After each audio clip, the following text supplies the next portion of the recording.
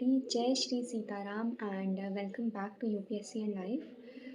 इतने दिनों बाद मैं ये व्लॉग शूट कर रही हूँ और इसीलिए मैंने इस व्लॉग की शुरुआत अपने मंडला आर्ट से करी है, जो कि मुझे काफ़ी थेरेप्यूटिक लगता है। Like I love doing mandalas, but just because of the hectic schedule मैं काफ़ी टाइम से मंडला आर्ट अपनी कोई भी हॉबी अपनी फॉलो नहीं कर पा रही थी।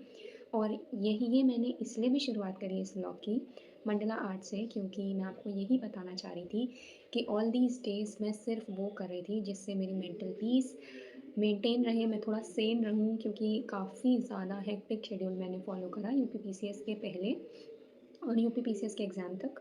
उसके बाद बहुत सारी फेस्टिविटीज़ थी जिसमें आप सब बहुत बिज़ी होंगे अकॉर्डिंग टू मी। मैं इतना ज़्यादा नहीं थी, क्योंकि ऐसी कोई फेस्टिविटी बहुत ज़्यादा ग्रैंड हम लोग सेलिब्रेट अब करते नहीं हैं।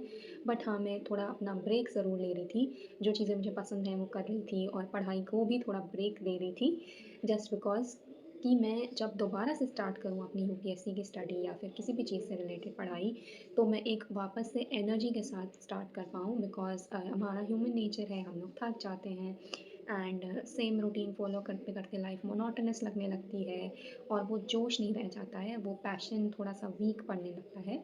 सो that is why I took a break, now I am back and I hope all of you are doing really really well. सबसे पहले तो I am very very thankful and grateful that I have build community here. जो मैं study blogs नहीं डालती हूँ तो मुझे कमेंट में मुझे पूछती है, मुझे याद करती है, तो उसके लिए आई am very very thankful, I am very very grateful. And मेरे पास कमेंट्स आए थे यूपी पीसीएस एग्ज़ाम मेरा कैसा हुआ है उसके रिगार्डिंग भी। मेरा यूपी पीसीएस का एग्ज़ाम अच्छा हुआ, दो ये स्टेट पीसीएस के एग्ज़ाम मेरा डोमेन नहीं है, मैंने कभी उन पर इतनी मेहनत नहीं करी है। बट इस बार मैंने फुल ऑन मेहनत के साथ ट्राई किया था and I am scoring around 115 point something 6 I think so। ये मेरा स्कोर रह रहा है अकॉर्डिंग टू द आंसर की जो अभी आई है। लोग कह रहे हैं कि ये प्रोविजनल आंसर की है, फाइनल नहीं है। मे बी इसके बाद जो फाइनल आंसर किया है उससे स्कोर बढ़ भी सकता है, कम भी हो सकता है, आई डोंट नो, उसका मुझे कुछ आइडिया नहीं है। बट अभी की जो आंसर की है उसके अकॉर्डिंग मेरा ये स्कोर है, हो रहा है नहीं हो रहा आई डोंट नो।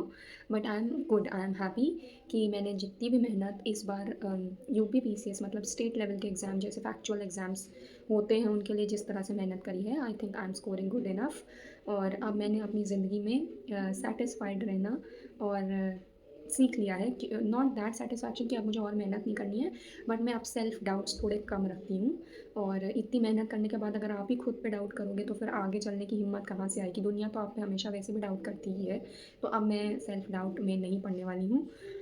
एंड दूसरी बात, किसी ने मुझे भाई दूज भी विश किया था, उसके लिए भी बहुत बहुत thank you.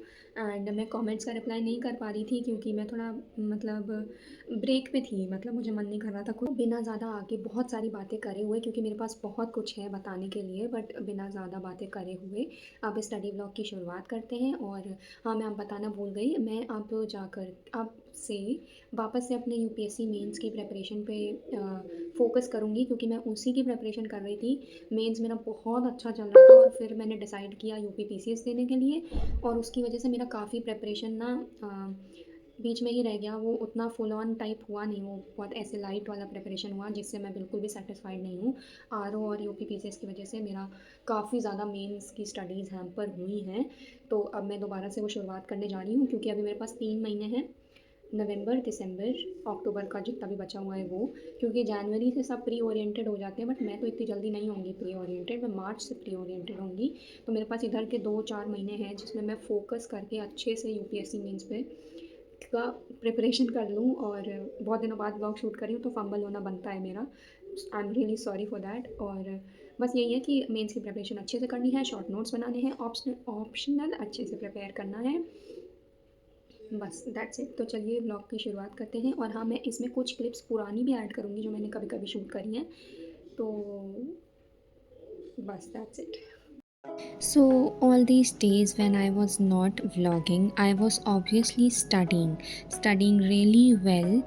But the reason behind not shooting vlogs was not merely the exams that I was attempting, but also because I think I was overthinking and over expecting from myself.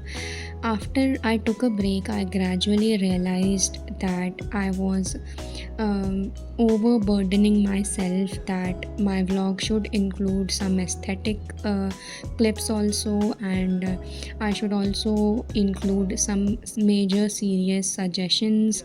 I should also shoot some clips where I'm not studying, where I'm doing daily household chores, or where I'm out of the house, and many other expectations. And these expectations were the main hurdle behind me not shooting study vlogs. I started overthinking. I thought I'm not doing good enough, and all these thoughts make you weak, make you feel not so worthy. And that is what I want to suggest all of you, that you do not have to be perfect at everything you do. कोई भी है जो आपके आसपास ऐसा है जो आपको, जो आप चीज़ें कर रहे हो उसमें आपका पॉजिटिव को अप्रिशिएट करने की जगह आपके नेगेटिव्स को पॉइंट आउट ज़्यादा कर रहा है, you need to stay away from that person.